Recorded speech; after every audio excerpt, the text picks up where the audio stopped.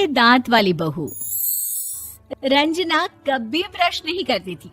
उसे कितनी बार उसके माँ बाप ने डांटा, लेकिन उसका कोई असर उस पर होता ही नहीं था, जिस कारण से उसके दांत पीले पीले हो जाते हैं। शादी के बाद।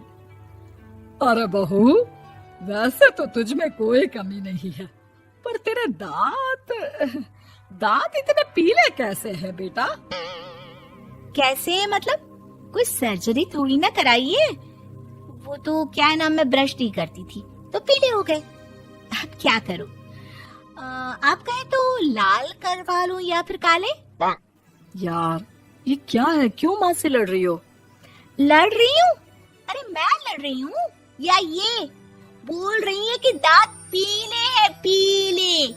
अरे तपस्या थोड़ी ना की है इन्हें पीले करने के लिए। बकायदा ब्रश नहीं किया है 20 साल तक, तब जाकर। छी, कैसी बात कर रही हो? ये उस वक्त तो पीले नहीं थे जब हम लोग तुम्हें देखने आए थे। अरे तब साफ करवा लिया होगा डेंटिस्ट के पास जाकर। अब देखो कैसे पीले पीले लग रहे हैं। रंजना सास की तरफ गुस्से से देखती है। फिर शुरू हो गई पीले पीले पीले। अरे पीले तो तब भी थे जब मेरे हाथ का रसगुल्ला उड़ा उड़ा कर खा रही थी और बोल रही थी, लड़की नहीं गुणों का खजाना दे रहे भाई साहब आप। खैर, अब वो लोग करते भी तो क्या करते, पीले दांत वाली बहू पल्ले पड़ी थी तो झेलना तो था ही। एक दिन कीर्तन में रंजना गाना गा रही थी। अरे कमला बहन, माँ का द्वार है, यहाँ तो सब शुद्ध होकर आते हैं, फिर अपनी बहू को ब्रश भी नहीं करवाती तुम। दूर से पीले पीले दांत भक्ति में बाधा उत्पन्न कर रहे हैं। अरे कोई 2 साल के बच्ची थोड़ी ना लेकर आई हूँ मैं बहू बनाकर। अच्छी खासी लड़की है, अरे कैसे करवाऊं ब्रश? ये तो उसे खुद करना चाहिए ना। अब माँ बाप तो इसके जैसे तैसे निपटा दिए, ये नहीं सोचा कि सास कैसे संभालेगी। सास बहू को लेकर घर आ जाती है, लेकिन सोच लेती है कि अब इसे लेकर कहीं नहीं जाएगी। अगले रोज बहू कहती है, अरे क्या हो गया, मंदिर नहीं जाना क्या? कीर्तन का वक्त हो रहा है। मेरी मधुर वाणी से कान्हा जी जागते हैं और सोते हैं। आप तो जानती है ना उनकी भक्ति में कितना मन लगता है मेरा। वो क्या है ना, तबीयत ठीक नहीं लग रही है मेरी, आराम करूंगी मैं। तबीयत ठीक नहीं लग रही?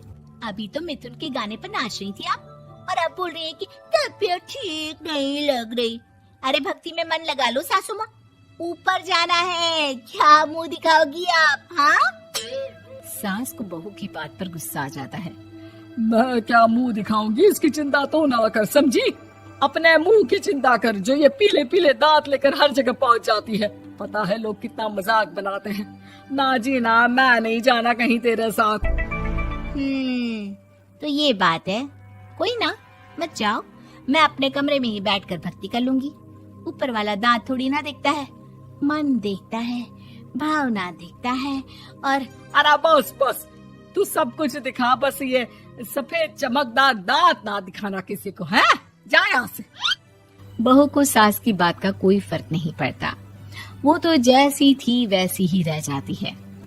सुबह नहाकर किचन में खाना बनाना, फिर खाना खाना, कीर्तन भजन करना और सो जाना। एक दिन, माँ जी मैं सहेली के घर जा रही हूँ, शाम को लेट आऊंगी। हाँ हाँ तो जाना, मैंने कौन सा तेरी आरती करनी है घर पर बैठकर। रंजना सहेली के घर जाती है, जहाँ वो पार्टी में जाने की तैयारी कर रही होती है।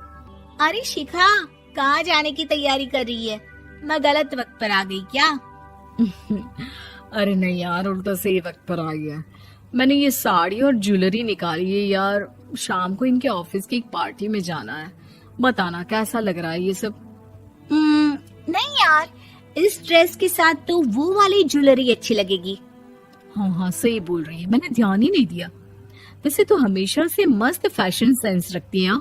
तो बड़ा जाती होगी ना पति के साथ पार्टी में। रंजना कुछ नहीं बोलती, बस सोचती है कि यार काश ये बात सही हो जाती, पर मैं क्यों नहीं जाती पार्टी में? क्या इन लोगों की कोई पार्टी होती नहीं होगी? रंजना घर आती है और रात में पति से सवाल करती है, एक बात बताइए, आप मुझे किसी पार्टी में क्यों नहीं ले जाते? क्या आपके यहाँ ऑफिस में पार्टी नहीं होती? पति बेचारा क्या कहता कि दांत पीले हैं तुम्हारे इसलिए। अरे कोई पार्टी होती नहीं हम लोगों के ऑफिस में, तो कहाँ से लेकर जाऊं? और मार्केट, मॉल, कहीं वीकेंड घूमना, कहीं तो। अरे यार, सारे हफ्ते में एक छुट्टी मिलती है, तो सोचता हूँ कि आराम ही कर लूं। क्यों? रंजना मन मार के रह जाती है। पहले कभी सास के साथ मंदिर जाया करती थी, लेकिन वो भी सास ने ले जाना बंद कर दिया। घर बैठी बैठी रंजना बोर हो जाती है। तभी उसे आइडिया आता है और वो मायके जाने का सोचती है। सासू माँ, 2 दिनों के लिए मम्मी के घर जा रही हूँ। अच्छा अच्छा, ठीक है, आराम से जा। और हाँ, माँ से कुछ अच्छी आदत सीख कर आना कि कैसे शरीर के हर भाग की तरह दांतों की सफाई भी जरूरी होती है, समझी? शुरू हो गई ना आप। वो लोग आपकी तरह नहीं है कि छोटी छोटी बात का बतंगड़ बना दे। उन लोगों के लिए मैं मायने रखती हूँ, ना कि मेरे पीले पीले दांत। रंजना माँ को बिना बताए उन लोगों को सरप्राइज देती है, लेकिन जैसे ही वो दरवाजे पर पहुंचती है, अंदर देखती है कि घर वाले कहीं जा रहे होते हैं। अब माँ, काश रंजना दीदी के दांतों वाली प्रॉब्लम नहीं होती, तो वो भी हम लोगों के साथ चलती ना बुआ जी की बेटी की शादी में।